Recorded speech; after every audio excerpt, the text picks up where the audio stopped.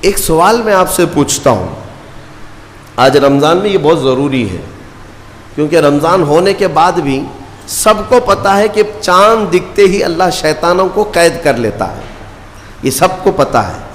حدیث پاک میں بھی سرکش جنات اور شیطان دونوں قید ہو جاتے ہیں، ان کو قید کر دیا جاتا ہے، جب تک چاند نہیں دکھے گا یہ نہیں آئیں گے۔ لیکن جو 11 مہینے ہم بلیم ڈالتے تھے شیطان پر کہ ہم سے برائیاں ہو گئی، گناہ ہو گئی، کیوں؟ ارے شیطان ایسا کرا دیا، شیطان ویسا کرا دیا۔ اب رمضان میں کون کرا رہا ہے؟ شیطان تو ہے نہیں، پھر فجر میں سوتا کیوں ہے؟ بغیر نماز پڑھے ٹانگ پھیلائے ویسی نماز قضا کر رہے ہیں۔ کون سا شیطان تمہیں سلایا؟ ابھی تو شیطان ہے نہیں۔ ابھی بھی بہت سارے لوگ چوری کا کھانا نہیں چھوڑتے، بہت سارے لوگ جھوٹ، دغا، غیبت یہ رمضان میں بھی نہیں چھوڑتے ہیں۔ تو یہ ان کو کون سا شیطان کروا رہا ہے؟ کون سا شیطان یہ برائیاں کرواتا ہے؟ اس کے جواب کے لیے ایک چیز سمجھنا ضروری ہے۔ یہ بات تو مشہور ہے کہ ساری برائیاں شیطان کرواتا ہے، ابلیس کرواتا ہے نا؟ لیکن آپ کو وہ واقعہ معلوم ہے جب آدم علیہ السلام کو اللہ تعالیٰ نے پیدا کیا اور سارے فرشتوں سے کہا کہ سجدہ کرو، کل ہی کی تفسیر میں نے عرض کیا، اس میں ابلیس بھی تھا۔ ابلیس بھی اس وقت بہکا ہوا نہیں تھا، گمراہ نہیں تھا، وہ اچھا تھا۔ ابلیس تو بہت عبادت کرنے والا تھا اللہ تعالیٰ کی، تو اس نے اللہ کے حکم کو ٹال کر آدم کو سجدہ نہیں کیا، غرور میں کھڑا رہا، نافرمانی کیا۔ تو اب میں یہ سوال کرتا ہوں کہ ہر ایک کو گمراہ کرنے والا شیطان ہے، تو شیطان کو کس نے گمراہ کیا تھا؟ اس کو کس نے روکا سجدہ مت کرنا آدم کو؟ کوئی ہے بہکانے والا؟ ارے وہ تو پہلا ابلیس ہے، اس سے پہلے تو کوئی ابلیس تھا ہی نہیں، اس سے پہلے تو کوئی شیطان تھا ہی نہیں۔ شیطان کو کس نے روکا کہ تو بڑا ہے، تو بلند ذات والا ہے، آدم مٹی سے بنا ہے؟ یہ خیال کس نے ڈالا؟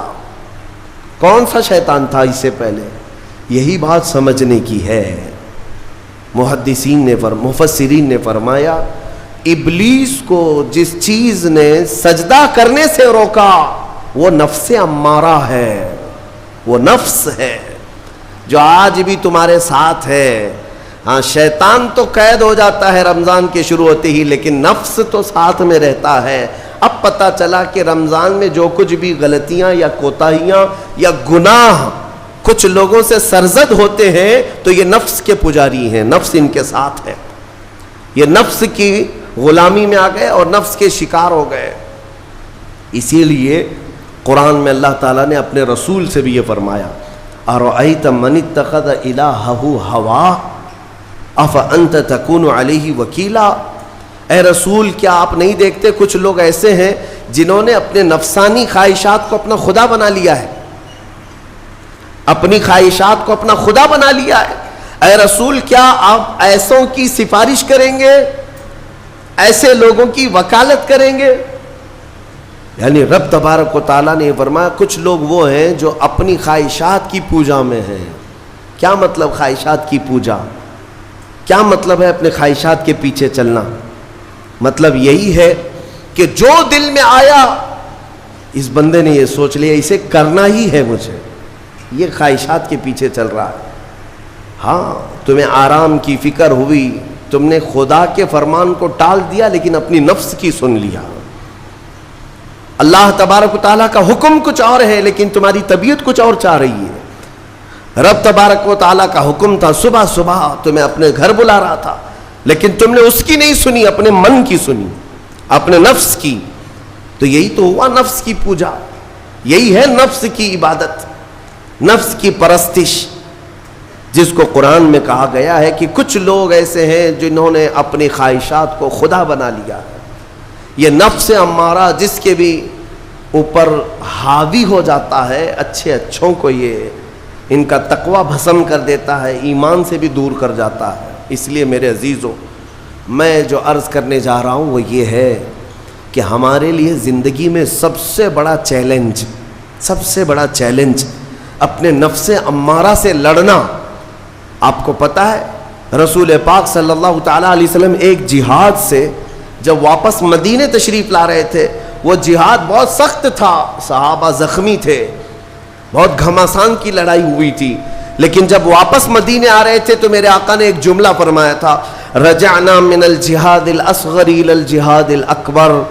اے میرے صحابہ, ہم چھوٹے جہاد سے بڑے جہاد کی طرف جا رہے ہیں. صحابہ نے پوچھا اس سے بڑا جہاد اب کون سا ہے یا رسول اللہ؟ میرے آقا صلی اللہ علیہ وسلم فرماتے ہیں, اے میرے صحابہ, اپنے نفس سے لڑنا اب یہ بڑا جہاد ہے. نفس سے لڑنا بڑا جہاد ہے. میرے عزیزو, یہ خواہشات کو ہی ختم کرنا ہو, اس نفس کو اگر کنٹرول میں لانا ہو تو کیا کرو گے؟ نفس امارہ سب کے پاس ہے.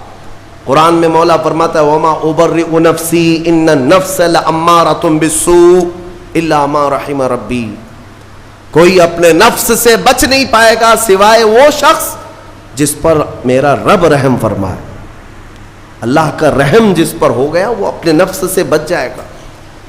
میں آپ کو ایک دعا بتاتا ہوں. حضور پاک صلی اللہ علیہ وسلم اگر دعا کرتے تھے تو اس سے آپ کو اندازہ ہو جائے گا کہ یہ کتنی امپورٹنٹ چیز میں آپ کے سامنے کہہ جا رہا ہوں. کون سی؟ حضور جب دعا کرتے تھے تو یوں کہتے تھے اللہ کی بارگاہ میں, اللہم لا تکلنی الی نفسی طرفۃ عین. اے اللہ, تو مجھے میرے نفس کے حوالے ایک منٹ کے لیے بھی مت دینا, تو اپنی حفاظت میں رکھ. حضور جب یہ دعا کرتے تھے کہ مجھے میرے نفس کے حوالے ایک منٹ کے لیے, طرفۃ عین کہتے ہیں پلک جھپکنے کے برابر, اتنے ٹائم کے لیے بھی اے اللہ تو مجھے میرے نفس کے حوالے مت کرنا, تو اپنی حفاظت میں رکھ. سید الانبیاء جب یہ دعا کرتے ہیں تو اندازہ کرو اے مومنو, نفس کی تباہ کاریاں کیا کیا ہیں. یہ کتنوں کو ہلاک کر دیتا ہے, کتنوں کا عمل ضائع کرتا ہے, کتنوں کا ایمان ختم کرتا ہے. اب میں جو بات کہہ رہا ہوں وہ یہ توجہ سے سنو. یہ نفس امارہ جس نے شیطان کو بھی گمراہ کیا, شیطان کو بھی بہکا دیا, یہ نفس آدم کو سجدہ نہ کرنے کا جو غرور پیدا کیا, یہی نفس امارہ تھا. اس نفس امارہ کو اگر کوئی کنٹرول کرا سکتا ہے تو وہ ماہ رمضان المبارک. بس یہی ہے رمضان کی فضیلت. رمضان المبارک اس لیے تمہیں دیا گیا کہ بڑی بڑی طاقتیں تمہارے نفس کو قابو میں نہیں کر پائیں گی, لیکن رمضان کے روزے تمہیں کنٹرول میں لے آئیں گے, کنٹرول میں لائیں گے.